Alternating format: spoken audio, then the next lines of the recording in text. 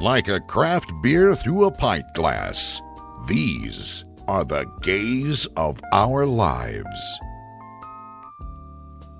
A show where Lisa and Avery get out their gay decoder rings to decipher the gay alphabet and bridge the gap between the older and younger LGBTQ community and everyone fucking else.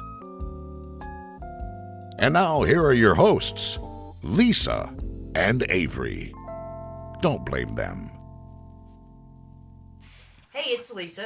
And it's Avery. And today we have a guest who has been an employee at the Metro, one of the original gay bars downtown, for 17 years. Duffy Anderson. Yeah. Thank you. All right. How long have you been out, Duffy, as a gay man? I would have been 23. It was 1977. Wow. Yeah, I know. It was a bit of challenging at that point.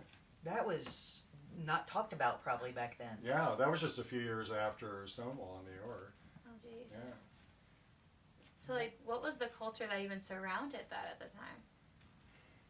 Well, I was in college, and when I started, although I felt it when I was much younger, I knew. But I mean, as far as trying to deal with it openly, it was not easy. I mean, the bars were very hidden, Yeah. and the very first bar I went to was with a friend of mine from college, and she said, there's this bar you would like, and it was The Hunt.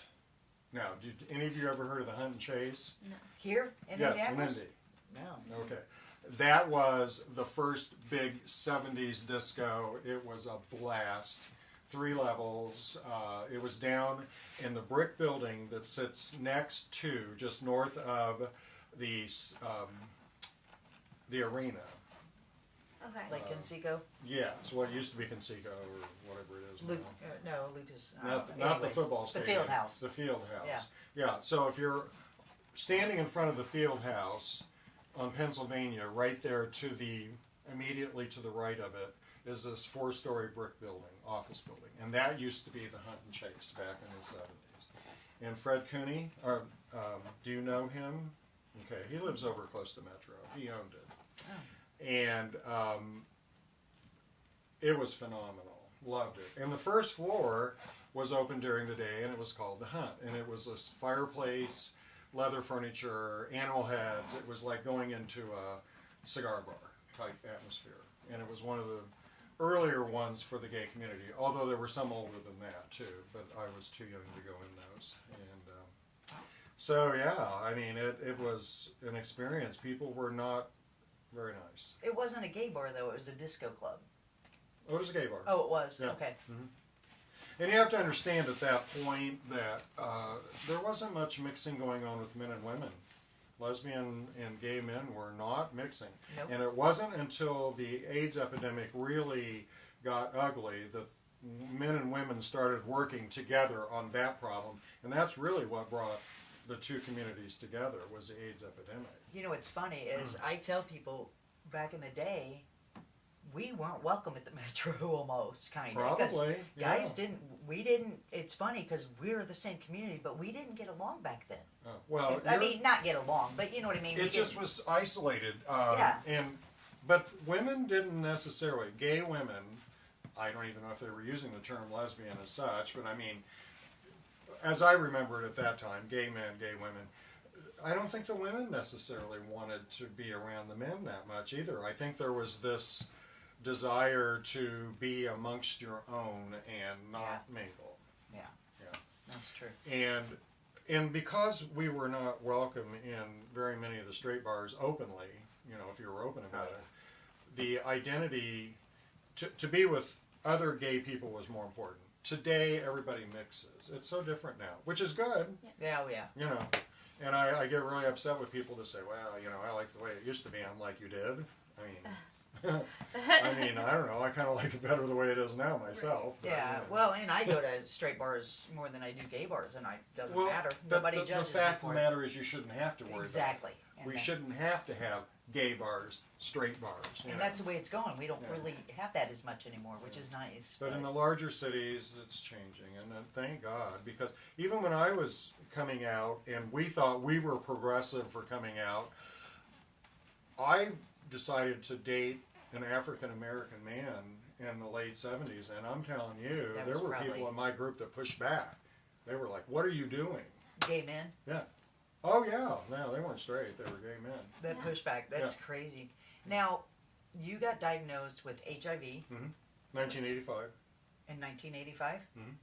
and the AIDS epidemic started back in this. Well, they don't really know for sure when it started, but Oh. I mean, obviously the worst of it was early 80s is when we started noticing it, and then by the mid 80s they knew. I mean, you know, it was pretty bad. How did you find out that you had HIV? Well, in '85, that was the first year that they had the test for antibodies. You know, because it took them a while to figure out it was a virus in the first place. They didn't. They called it gay cancer in the early days. You know, I think I do remember hearing yeah, that, and they were doing studies like trying to figure out if it was poppers when we were in the dance floor and stuff like that. You know, that caused. Oh my God! Oops, I Yeah, probably would you have know, it they then were too. just like, oh my God, you know. But you had to understand that the straight community and a lot of the medical community was not concerned with it. It was like, you know, who cares about them, you know. So it took a while to get the attention of people that needed to be working on this problem. So by 1985, we had a vaccine, or I mean, not a vaccine, a test for antibodies. So I'm like, well, let's see. You know, we saw how you could get it, and I had never done IV drugs, but I had been with men, and I thought, okay, well, let's do the math. Let's go try this. And the first test came back positive. And I didn't tell anybody for a while, several months. I just held it in, and I'm like, And at that point, that was really pretty much a death sentence. So Was that scary? yeah. And at age 31, I thought, well, you know, if I don't live to see 40, I mean, you know, probably won't. And a lot of my friends didn't live very long back then. And it was one funeral and nursing home and hospital after another, you know, Yeah. those days. I remember. So I got tested again, and the reason I didn't make a big deal out of it was my father was dying of lung cancer, and he died in '86, and I'm thinking, well, I don't want to like make a big deal with me because I was outwardly very healthy, and he was obviously at the end of his life, so I thought, well, you know, it's not about me. Although he and I did have a very good conversation before he died about it privately, and it was a very good conversation. That's good. You know, I just decided I needed to know. So I went and got tested 2 more times, and came back positive. And so that's when I was like, okay, you know. And I was on a flight to Minneapolis for business at that time, and I was reading a Time magazine, and on the cover it said, "The Death of a Generation of Gay Men," and that was the front page of Time magazine that week. And I'm on this flight, and I'm sitting there thinking, and so I came back, and in that article it was talking about they were concerned at that point, this would have been 87 probably, 1987, they were concerned there were not going to be enough doctors to deal with the caseload because it was just mushrooming so much at that time. And so I found a doctor, basically knocked on his door and said, "Hello, I'm here." He's like, "You look good to me," and I'm like, "Well, I'm positive," and he's like, "You know that already?" I'm like, "Yep, I need a doctor." He said, "No, you don't." I said, "Yeah, I do, because I think we're going to be short-handed maybe, and so I'm going to pick you to be my doctor." And he happened to be in charge of infectious disease for IU, so I That did was my a good homework. choice. Yeah. Yeah, he was great. And Dr. Robert Jones at IU, and he was he the still one. there? No, he Oh. actually left IU, and he was in Africa quite a bit working on the AIDS epidemic there. So I Oh, don't know where wow. he is right now. Wow, that was. He had an MD and a PhD. And he never planned on being a doctor, he told me in one time in a story. And he said, "Yeah, I got my PhD because I thought I was going to get drafted in the Vietnam War, and a PhD didn't count, so I went to med school real quick." Oh my gosh. Oh my God, what a story. And loved him to death. So did he start you on? What medicines did he start you on? Well, he's the one who recommended me for the AZT study because there wasn't anything out yet. There was nothing out for any effective treatment until 1980, 1996. Oh, wow. Almost 9 years later. Mhm. 11 years later. Math. Yeah. Hard. So in 1996,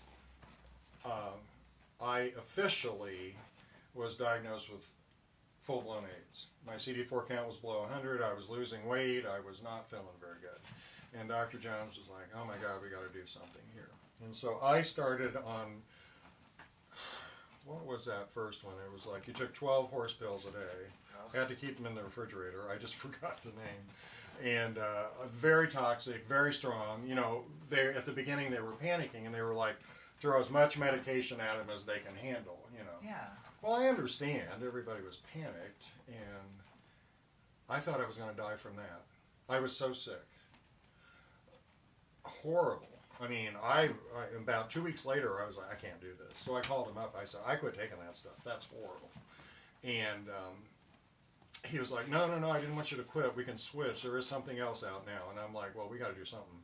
Because that stuff was worse than anything. And I wish I could think of the name of it, because they use it in small doses today, even still. But anyway, the next drug that I went on was called Sequinavir. And that was milder, and it worked. By then they were finding out you don't have to overdose.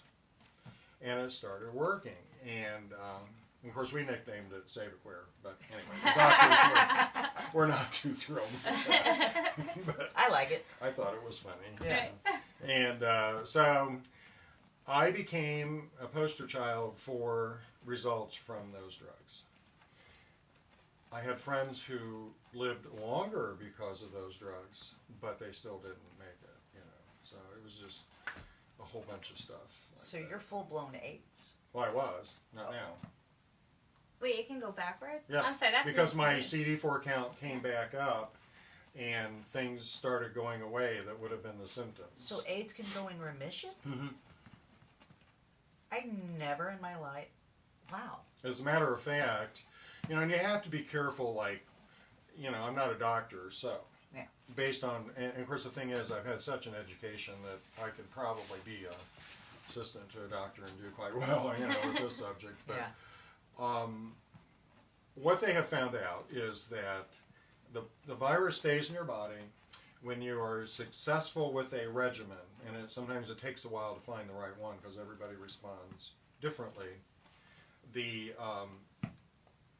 Your goal is to get the CD4 count back up and the viral load down. And when the viral load stays non-detectable for a period of several months to several years, then you become less infectious to somebody else, let's put it that way. And I'm not advocating unsafe sex, that's not what I'm saying. But within my bodily fluids, they have discovered that as the viral load goes down in your blood supply, it does in everything else. Wow. So somebody getting infected from me right now would be very slim because I've been non-detectable for a long time. That's what I was going to ask too. With partners, then after you found this out, I'm sure it's changed since '85. Well, I was in a 20-year relationship when I found out, and we'd been together for 5 years at that point. We ended up breaking up. We're still best friends, he and his husband now. I mean, we're just all best friends. But he continues and was always negative. And we were not safe with each other, and never came up positive. Wow.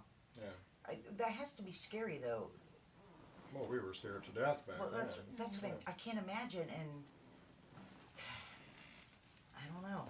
I just can't even fathom just being scared every time you want to have sex with your partner of 20 Yeah, we years. finally got to the point. I mean, you went through that initially, yes. I mean, and you can see some of the movies, films from back then that shows that side of it, that everybody was like, oh my God, we'll never have sex again. Yeah, we kind of got past that. But, you know, but of course now I'm at the age, I don't even worry about it, you know, I mean, and the HIV thing, I say it that way, very cavalier, but I've lived with it for so long that I don't worry about it. Yeah. I get up every day, I don't think about it. I remember I had two friends that had HIV. One of them had full-blown AIDS, and I remember watching him deteriorate. My mom was so scared, and I was in high school. She was like, don't drink out of their cups, You don't wouldn't sit have on their gotten that, toilets. yeah. And I'm like, because that's how it was back then. Yeah, Nobody I knew. know. People were just paranoid. It was and, awful. Yeah. I wouldn't mind if, it wouldn't faze me to drink after you now, or drink after you even. But it stinks that they didn't know anything, and it was so bad. People always still have that in their mind, I think, and that's why I really wanted you to kind of explain the difference, especially since it goes in remission, and I never knew that. Well, when I say Kinda, remission, I mean kinda. it's still there. I mean, if I were to quit taking it or the drugs were not working for me, it could rear its ugly head again. I mean, we know that. Well, yeah. And until they actually come up with a cure that completely removes it from the body, it's there. But you can live a healthy life if you do it right, And of course, part of that is that, how you treat yourself helps too. I mean, it's like that with any illness. I mean, Well, like eating and stuff like that. well, drinking yeah, and stuff. anything. And with what you've been through, I mean, it's just, if you don't take care of yourself, that may not work as well, these Yeah. drugs, and That's true. So, to kind of just to shift subjects a little bit, you've been also exposed to the gay culture as it's evolved, obviously, working at the Metro and then just being involved in the community. I mean, gosh, what's the biggest change you really have seen? Other than obviously men and women finally are together, but then now there's trans. I'm sure you're exposed to non-binary. Oh yeah. I'm just very open to all that. I mean, I get a little bit upset with people that still have narrow-minded views of that stuff, and even within our community. Yeah, it's true. You run into that sometimes, and I'm like, really? I mean, why? Because they don't understand, I think. Well, no, and I mean that's it. Yes. And that's why we're trying to do this, Yes. because I don't understand, and so I want to. But I mean, acceptance is where you start finding out the knowledge that you need. I mean, if you continue to think that you don't want to know somebody or you don't want to deal with a subject, then you keep yourself ignorant of that subject or the possibility of understanding even, And we live in a culture right now with political culture that doesn't open up to ideas and that, So, with that backdrop, I mean, I think that what do I think I remember changing the most was the men and women mingling, becoming open to each other in the same social settings. The big thing that I've seen in recent years has been the young groups of people coming in that are gay, straight, whatever, they don't care, they're all in there, And somebody one time stopped me and said, how come you don't have an S in all those initials? And I said, oh, you mean for straight? And he said, yeah. And I said, well, it'll probably happen. So and that was I think that's the A, isn't it, for ally? Well, yeah. The but A for ally. Yeah. per He se, just yeah. thought that was Yeah. funny. No, I get that. We kind of do. Yeah. I said, yeah, we'll probably have that too. You're in here anyway. And that's the way we talked. We would tease people. It's like, yeah, well, you can come in. And A friend of mine, I said, let's go to the Metro. And they're like, isn't that a gay bar? I said, not anymore. It's a bar. it's a bar. It's a bar. And, I get It's- really upset with people that say, this used to be a gay bar. I'm like, well, yeah, I guess. It opened New Year's Eve of 1990, and Oh, wow. and it's few I didn't things know have that. changed since then, and the avenue has changed. Oh, yeah. The Metro opened. There wasn't anything along there. I mean, it was pretty scary, really. So Boarded then- up buildings, and the 60s and 70s were not good to those old neighborhoods, and so then all this has come back and gone from what people used to refer to as the ghetto as a very high-end area now. So And- the Metro was the start of the gay bar. Yeah, and back then, of course, before the internet, we used to get, I wasn't working there, but I knew Mark Griffin, who actually was the one who started Metro, and he used to get letters from people in the area threatening, we don't want your kind in here, and stuff like that. And that's really kind of what turned the neighborhood around when you look at it. Yeah, I mean, they brought the gays in and the neighborhood got a lot better. I hate to say let's that, look but at it's... Halstead and Boys Town up in Chicago, what happened to that neighborhood, And it The was, Metro's nice. The Mass Avenue from Metro. That's what I'm well, saying. I mean, yeah. that neighborhood up in Chicago used to be awful. Oh, was and, it? Yeah. Yeah. And then it became Now they're like way a main strip, overpriced. Well, I know what they are now. That's Yeah. all I've ever known it. Oh no, when I was much younger, that wasn't the best area. I believe it. Well, because Yeah. and it's just again, like I think that's just a cool culture change to see, even because it comes from everybody accepting and trying to embrace us. I think again, I'm still relatively new. Well, that's like 45 degrees. We used to go there every Sunday for sushi, Yeah. and used to know 90% of everybody in there, and it's so diversified now, and that's just been in the last 5 to 10 years. And it's just like it's not just all gay in there anymore, and it's diversified. I see a lot of people I know that aren't in the community there, Yeah, and which is awesome. But like they did that salute to Dolly Parton's birthday on Saturday there, and it was really just busy on the avenue from that. We had people in Metro from that. Well, yeah, So- I mean, They came down and came in, and so I mean it's just really nicely blended, and we have straight employees too that identify as Yep. straight, and they don't care. I mean, there's they a little got- cutie. I was like, "You're straight, aren't you?" And he's like, "Yeah." And I said, "You're cute." With his tank top, I don't even. Oh know yeah, what I his know who name you're is. talking about, Math. Yeah, Matthew, he's he cute is- as can be. He is straight, but he's adorable, He is, and he's just so much fun to be around. well, and I love the fact that back in the day, there never would have been a straight. Well, no, that's not true. There was one back in the day that worked there that was straight too, and he was just very open to our culture. But as a group, I mean, right now, the idea that it doesn't matter if somebody works there that's gay or straight or whatever, no. I think that's great, though. That I mean, back in the day, I don't think as many straight men, the ones that I knew, would have ever been. Well, they would have felt threatened, or Yeah. they would have been intimidated by maybe their peer group, and now it's less that way. That's what I mean. I think it's awesome that those guys are comfortable doing that and being. Now, having said that, I'm sure that there's a lot of people out there still that are It's not true. comfortable with that. Well, we I'm see sure. that every day on the news, and we see people such as I saw a gentleman the other day who is an Native American who served in Vietnam, and he was confronted by a group of young Catholic students that made him very scared. I mean, they were being taunting him and that, and it's a shame that kind of fear mongering still goes on. That kind of like, of course, I always chuckle at that because while they were disliking him, I was thinking, well, his genetics, his history was here before you and in this country. Well, and the thing of it is, bullying is a major problem, and it's not just bullying us. I mean, it's bullying within our community even Yes. too. Yeah. And I think that a lot of people do that, and that's where it needs to stop. And these poor kids Well, too coming out. I don't know. I mean, I think that bullying is a generational, handed down, taught I by agree. people, young boys who end up doing things that, you would think that their bad experience maybe with a father that was abusive, for some reason they end up in the same category. You would think it would go the opposite. Yeah, you would, but it doesn't always. And, so, I mean, it's just education, teaching people, working with their children, we got to teach the parents too, that you guys are an influence on your children, so, your prejudices in that are imprinted on them. Are there, besides the Damien Center, is the HIV and AIDS place in Indianapolis? Are there any other places like that in Indianapolis? Well, okay, there are other care coordinators that work with people with HIV to help them get the care and insurance and, the big issues that come with it.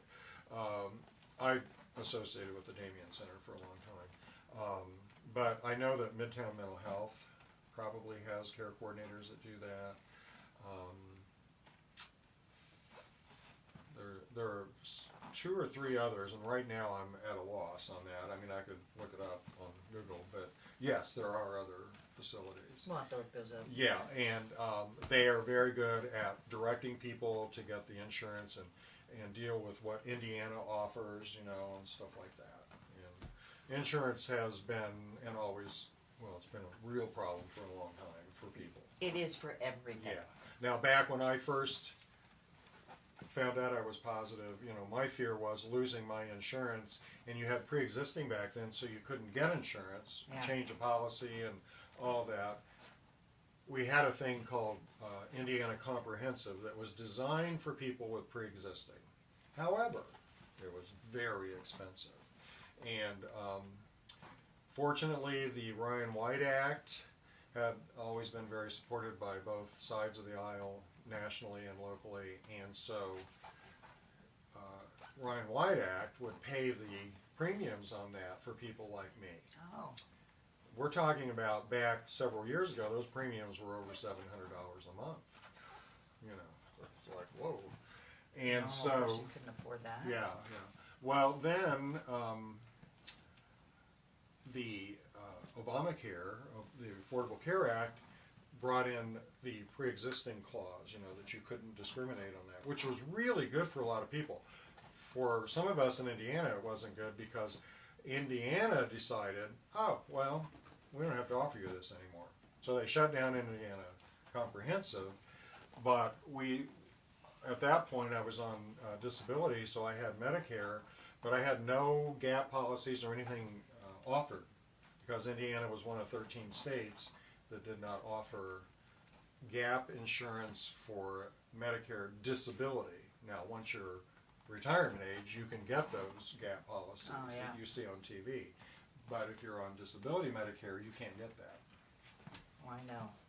So, yeah, did you know that? I know I can't. Yeah, I can only have the one insurance, which isn't the best. It doesn't pay everything. Nope. And then I found out that of those 13 states, most were Republican administrations and state houses that didn't offer it. The other 37 states did offer it. You know, so yeah, insurance is just, well, as we all know, I mean, it still is very crazy. Oh yeah, it's awful. It's the worst part of cancer too. Well, I think it's just like a messy Everything. system in general. It's one of the worst parts that the government seems to keep trying to deal with, but not in the right way. But that's a whole different story. Yeah, That's for a whole sure. nother Yeah. That's I mean, that's always been a real problem. So in the early years of me dealing with my situation, the insurance was like, first and foremost, very concerned about that. And then I used to worry about, you know, how people would react if they found out, you know, because there were people that were like, oh my God, you're going to give me this. Don't touch me. Don't touch me. Yeah, Yeah. And that's how it was. I mean, that's the way people thought back then, back in the day. Don't drink out of that water fountain. You might get it. Yeah. It was crazy how they. One of my thought about brother's friends had told me one time, he said, you know, if I'd have found out I was positive back then, I would have just blown my brains out. I said, really? Yeah. And I said, well, you notice I'm still here. Right. What a waste. And I Right. looked at my brother, and it was a shame he didn't. But anyway. But anyway, I don't mean that. No, obviously. Just kidding. But yeah, no. So you've worked at the Metro for 17 years. You've been out for God only knows how long. Well, And basically about 42 years roughly. Yeah. can't even imagine coming out back then. Well, It had to have been hard though. you know, and yeah, it wasn't as bad as say for somebody in my parents' generation. Oh yeah. You know, I mean, if you go back to the 50s and before, they were arrested routinely, and people were like really treated even worse. I mean, it still wasn't great, but you know, at least they left here in Indianapolis. They left the bars alone. They weren't raiding. They weren't doing horrible things like that. I don't think I've heard of anything like that with our bars here in town or anything too bad.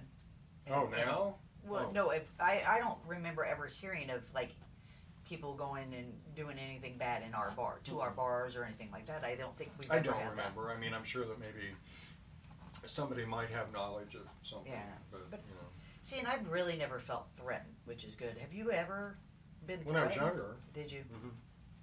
That's sad. Yeah, but not recently. Yeah. People just accept you for you. Yeah, Nowadays. the one thing that, you know, when you see some of these situations where, you know, there have been some people going into bars with guns, i.e. in Orlando, you know, I worry about stuff like that now.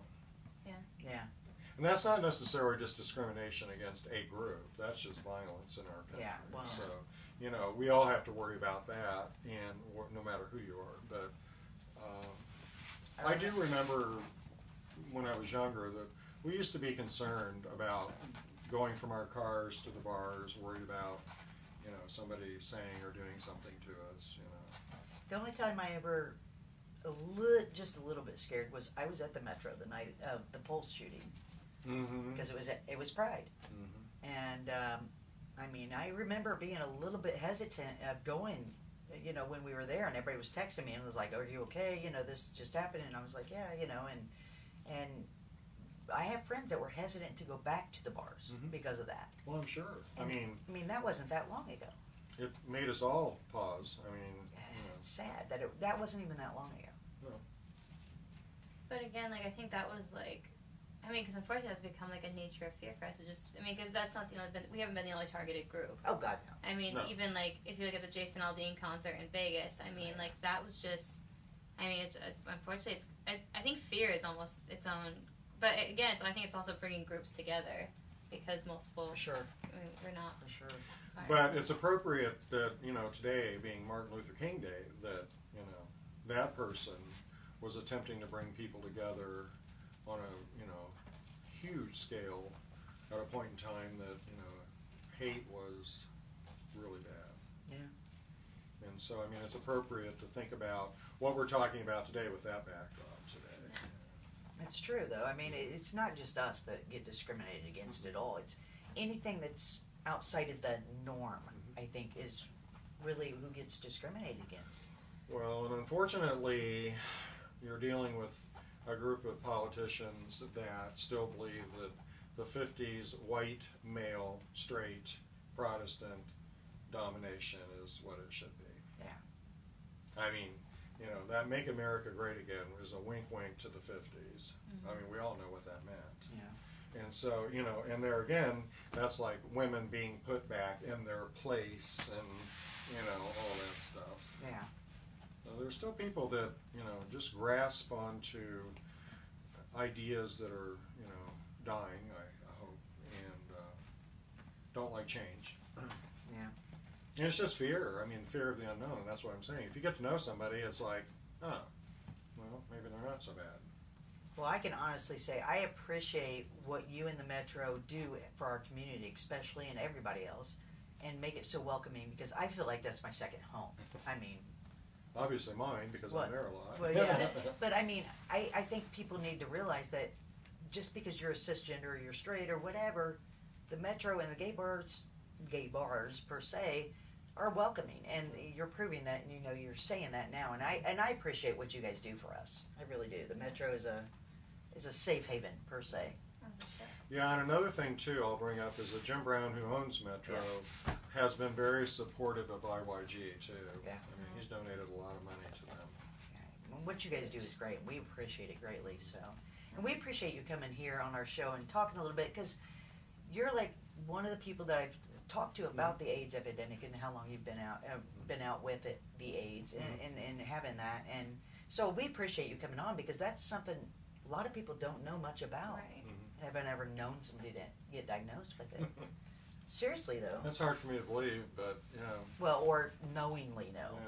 Yeah. You know, so we really appreciate you coming on and talking to us about that. Well, and Well, thank you. I think it's also like a good thing to know that like I think you're very good at like coming from a very comfortable place with all of the culture, and I think that's a really cool thing too. Just you've seen everything, and I think you've had the right mindset from since you came out, where it's just about accepting. And I think that I think that's a really big thing. For sure. So. For sure. Well, if you would like to be on this podcast, videocast, you can get a hold of us on our website, www.laughs.life. But we're also available on Instagram and Facebook under @thegaysofOurLives.